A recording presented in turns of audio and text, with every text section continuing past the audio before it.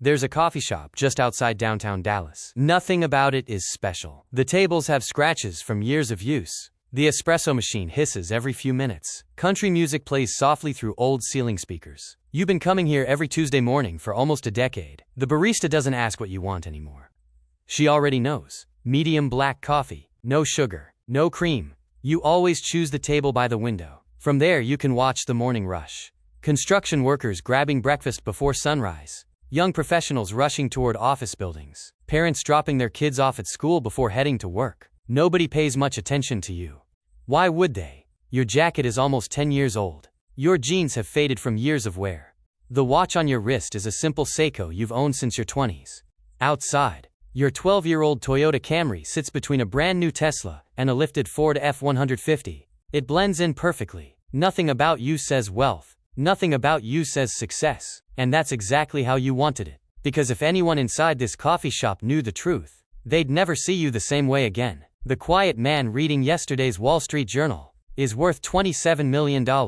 Not because you built the next billion-dollar startup. Not because your parents left you a fortune. Not because you got lucky buying Bitcoin in 2011. You built it one paycheck at a time. One ordinary decision at a time. For nearly 40 years, people imagine wealth arriving like lightning. One big break, one winning investment, one life-changing moment. But real wealth usually arrives differently, quietly, patiently, almost invisibly. By the time anyone notices, the work has already been done. This isn't the story of becoming rich. It's the story of becoming impossible to control. Because $27 million wasn't the reward. It was simply the receipt. The reward was waking up without fear, deciding what happened next. To understand that, we have to go back, before the investments. Before the freedom, before anyone would have believed your future, back to a small apartment, a first paycheck, and one decision that looked too ordinary to matter. You're 23. It's your first week working as a financial analyst for a manufacturing company outside Dallas. The salary sounds impressive, $68,000 a year, until the first paycheck arrives. Federal taxes. Texas has no state income tax, which helps. FICA, health insurance, dental, vision. Your 401k deduction. By the time the money reaches your checking account, it feels much smaller than the number on your offer letter. Your apartment isn't glamorous. One bedroom, second floor. Old appliances. Thin walls. The air conditioner struggles every August. Your student loan payment is due on the 15th. Rent leaves your account on the 1st. Your grocery bill keeps creeping higher. Gas isn't getting cheaper. You quickly realize something nobody explained in college. Making money isn't the same as keeping money. Everyone at work is excited about their first real salary. One coworker finances a brand new Ford F-150. Another upgrades to a luxury apartment downtown. Someone jokes that now they're finally living. For a moment, it feels like you're the only one standing still. Then HR sends another email. Reminder, increase your 401k contribution before open enrollment ends. Most people delete it.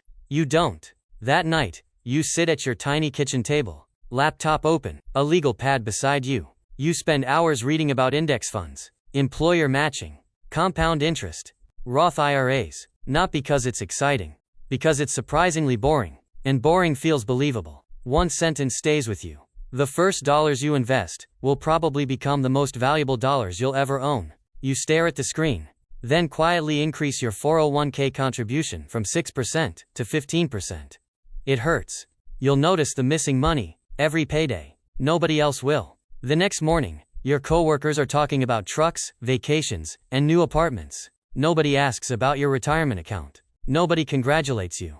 Because the decisions that change your future rarely look impressive in the present. And for the next several years, that's exactly how building wealth feels. Invisible. 5 years pass, not in dramatic leaps. In ordinary Tuesdays, one paycheck after another. One automatic investment after another. Life doesn't suddenly become easier. It simply becomes familiar. You get promoted, then promoted again. Your salary climbs past 6 figures. For the first time, people assume you've made it. Ironically, that's when the pressure really begins. Because now everyone expects your lifestyle to catch up. A coworker pulls into the parking lot in a brand new Tesla Model Y. Another buys a lake house 2 hours outside Dallas. Someone else won't stop talking about first-class flights to Italy. Every Monday morning, the conversations sound the same. What'd you buy? Where'd you go? What are you upgrading next? Nobody asks, how much freedom did you buy? Because freedom doesn't photograph well. Your old Camry becomes an office joke. Someone laughs. That thing's still running. Another coworker grins. I thought analysts made real money. You laugh with them. Because explaining your investment account would ruin the joke. Instead, you quietly unlock your 12-year-old Toyota and drive home. That evening, you stop by Costco. Not because it's glamorous. Because it's practical. A family of 4 walks past with a cart overflowing with electronics, patio furniture, and things they'll probably forget they bought by next month. You buy exactly 3 things. Chicken, coffee, toilet paper. The cashier looks at your executive membership card.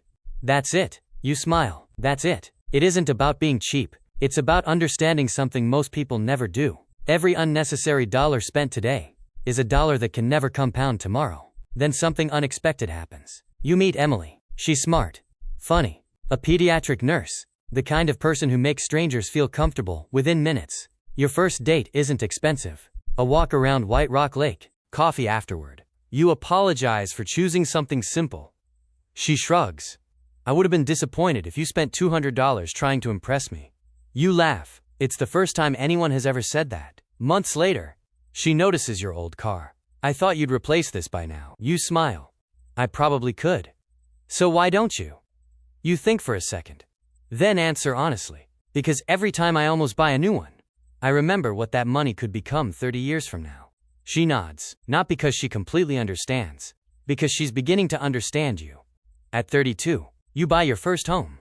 Not the biggest house the bank says you can afford. The smallest house that gives you everything you actually need. 3 bedrooms. Quiet neighborhood. 30-year fixed mortgage. Your realtor looks surprised. You've been approved for almost twice this amount. You simply smile. I know. Most people confuse what they can buy with what they should buy. That decision alone leaves hundreds of thousands of dollars working for your future instead of your mortgage. Nobody congratulates you for the house you didn't buy. Then, the market crashes. Hard. Not a bad week. Not a rough month. One of those crashes that dominates every headline. Television anchors use words like crisis, collapse, historic. Everywhere you look, people are selling. Your coworkers stop checking their retirement accounts. One tells you he moved everything into cash. Another says he'll wait until things calm down. Even your parents call. Maybe you should pull your money out. That night, you open your investment account. The screen takes a second to load. Then, the number appears. You've lost nearly $420,000. Not spent, not withdrawn. Simply gone. At least, that's what it feels like. You stare at the screen. Your heart races. Your hands don't move. For the first time in almost a decade, you question everything. Maybe everyone else was right. Maybe this time really is different. Maybe you've been naive. You close the laptop, walk outside, sit on the porch. The neighborhood is quiet. A dog barks somewhere down the street. Kids are still riding bicycles. A plane passes overhead. Life hasn't changed. Only the numbers have. That's when something finally clicks.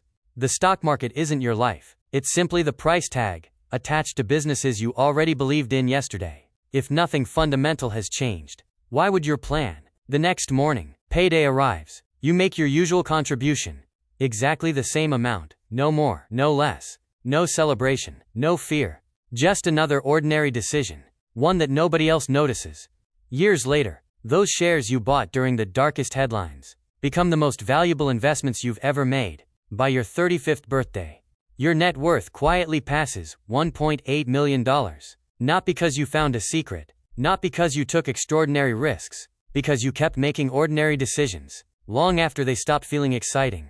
That's when you realize something. Discipline isn't doing the right thing once, it's doing the right thing, long after the excitement disappears. 36 arrives without much celebration. You don't feel wealthy. You feel lighter. Your investments have quietly grown beyond anything you imagined in your 20s. Your home is almost half paid off. Your 401k keeps growing. Your Roth IRA compounds in the background. Your taxable brokerage account is now larger than the retirement goal you once dreamed about. You don't check the numbers every day anymore, because they no longer determine your mood. Your habits do. One Monday morning, your boss calls everyone into the conference room. The company is restructuring. Budgets are being cut. Entire departments are disappearing. People stop taking notes. Instead, they start calculating mortgage payments, car loans, credit card balances. private school tuition. Everything they've built depends on one paycheck, continuing to arrive every 2 weeks. You feel the same uncertainty everyone else feels, but not the same fear. Because somewhere over the last 15 years, your investments quietly became another paycheck, one that never asked you to sit through meetings. A week later, your manager closes the office door. We're asking everyone to work Saturdays for the next few months. Around the room, nobody argues. Nobody wants to. They can't. You look at the calendar. Emily's parents are visiting that weekend. You promised you'd be there. You politely say no. The room goes silent. Not because you're disrespectful, because nobody else feels like they have a choice. Driving home, you realize something. Financial freedom doesn't always mean quitting your job. Sometimes, it simply means being able to say no. By 40, your portfolio crosses $5 million. You don't throw a party. You don't buy a sports car. You don't even tell Emily until weeks later. One evening, you're washing dishes together. She looks over and asks, "So, how are we doing financially?" You dry your hands. Open the investment app, slide the phone across the counter. She stares at the screen, looks back at you, then back at the phone. Neither of you says anything for almost 30 seconds. Finally, she laughs. "I honestly thought there was a typo." You laugh too.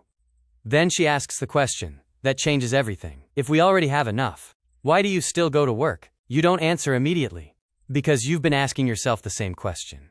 Months pass. You begin working 4 days instead of 5. Not because you have to, because you can. Friday mornings become something entirely different. You take long walks, read books, volunteer at the community library, call your parents in the middle of the afternoon. The strange part, the world keeps turning. You spent years believing you couldn't slow down. Turns out, the only person who believed that was you. Then life reminds you that money doesn't solve everything. Your father calls. His voice is shaking. Your mother has been diagnosed with breast cancer. Treatment starts immediately. Insurance covers most of it.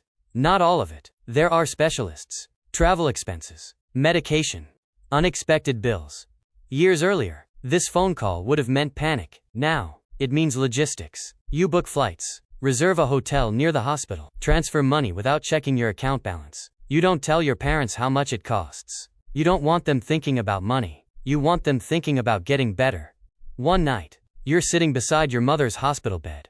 She's asleep. Machines beep softly in the background. The room smells like disinfectant and stale coffee. You look around. Families fill the hallway. Some are crying. Others are making impossible decisions. You overhear one conversation. "We can't afford that treatment."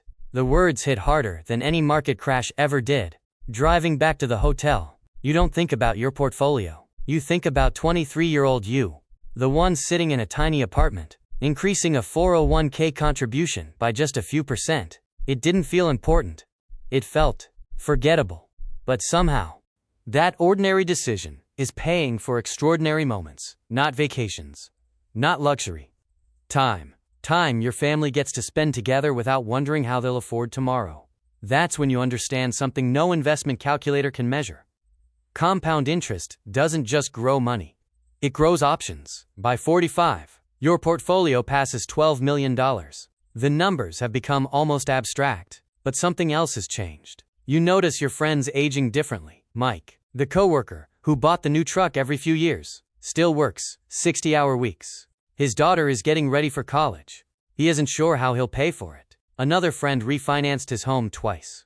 He jokes that he'll probably die at his desk. Everyone laughs. You don't, because he isn't really joking. One afternoon, Mike asks if you'll grab coffee after work. He looks exhausted. "I don't get it," he says. "We've earned almost the same money our whole careers." He stares into his coffee. "So why does it feel like you escaped?" "And I didn't?" You don't answer immediately, because there isn't one decision to explain. There were thousands. Tiny ones, invisible ones, the kind nobody celebrates. You simply smile and say, "I stopped trying to look successful before I became successful." Mike nods slowly. He understands, not because of the money, because of everything the money quietly protected. As you leave the coffee shop, you catch your reflection in the window. Same jacket, same watch, same quiet smile. To everyone walking past, you're just another middle-aged man heading home after work. Nobody notices the freedom, because freedom doesn't have a logo. It doesn't make noise. It doesn't ask for attention. It simply waits for the people patient enough to build it. By the time you're 50, You stop introducing yourself by your job, not because you've retired, because your career no longer defines you. For almost 30 years, you measured your life in quarters, performance reviews, annual raises, bonuses, deadlines. Somewhere along the way, the calendar stopped belonging to your employer. It started belonging to you. One Friday morning, your phone rings. It's your manager. He asks if you can fly to Chicago for an emergency meeting. 5 years ago, you would have packed your suitcase before he finished the sentence. Today, you look out the kitchen window. Emily is planting flowers in the backyard. Your granddaughter is chasing butterflies across the grass. You smile. I'm sorry. I can't make it. There is a long silence. Then your manager says something you've never heard before. I wish I could say no too. After the call ends, you realize something. Money never gave you power over other people. It gave you power over your own time. At 52, your portfolio crosses $18 million. The number feels surreal. Not exciting. Just surreal. The strange thing about wealth is that eventually the numbers stop changing your life. An extra $1 million doesn't make your coffee taste better. It doesn't make sunsets more beautiful. It doesn't make your family love you more. Past a certain point, money simply becomes a larger safety net. The life itself is what matters. Mike calls one afternoon. You haven't seen him in months. His voice sounds tired, older. He tells you he finally sold the lake house. The truck is gone too. College tuition, mortgage refinancing, credit card debt, years of trying to keep up. Caught him. I spent 30 years buying things I thought successful people owned. He laughs softly. I never realized successful people were buying freedom instead. Neither of you speaks for a while. There isn't anything left to say. Some lessons arrive too late. That evening, you open an old cardboard box in the garage. Inside are pieces of your younger life. Your first employee ID, your college graduation photo, a notebook filled with handwritten budgets, a receipt from your first investment. You smile. The receipt isn't impressive. A few $100s. At the time, it felt insignificant. Now, you realize that tiny purchase quietly became hundreds of thousands of dollars. Not because it was special. Because time was. Most people underestimate what time can do until they run out of it. At 55, you officially retire. Not because you're exhausted. Because you no longer need another promotion, another bonus, another title. Your coworkers organize a retirement lunch. Someone gives a speech. They thank you for your years of service.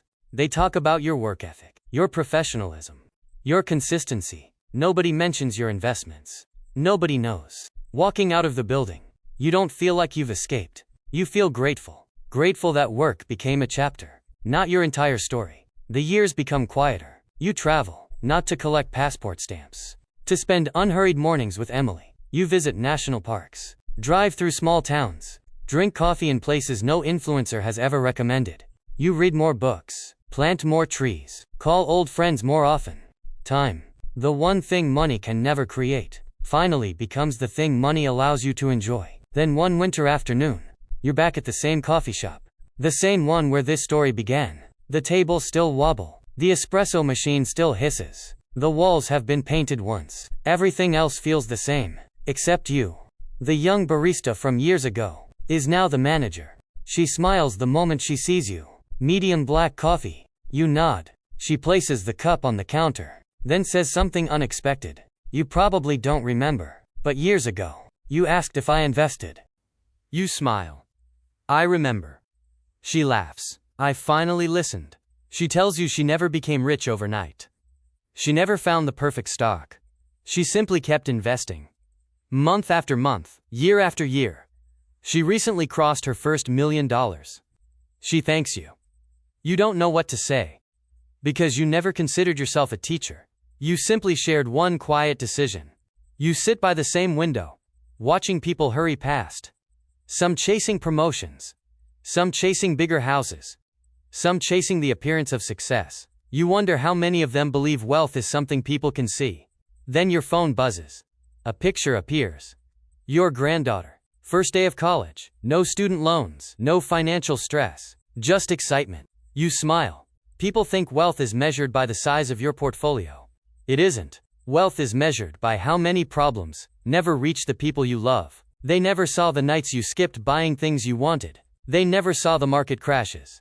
The self-doubt, the patience, the invisible decisions. They only experienced the life those decisions quietly built. And maybe, that's exactly how it should be. When people looked at you, they saw an ordinary man, an old Toyota, a modest home, a simple watch. They never saw the freedom. They never saw the mornings without alarm clocks, the phone calls, where you could tell your parents, don't worry about the bill, the afternoons spent with your granddaughter instead of sitting in traffic, the ability to walk away from any job that no longer respected your time, the quiet confidence of never needing to impress anyone. $27 million was never the story. It was simply the evidence.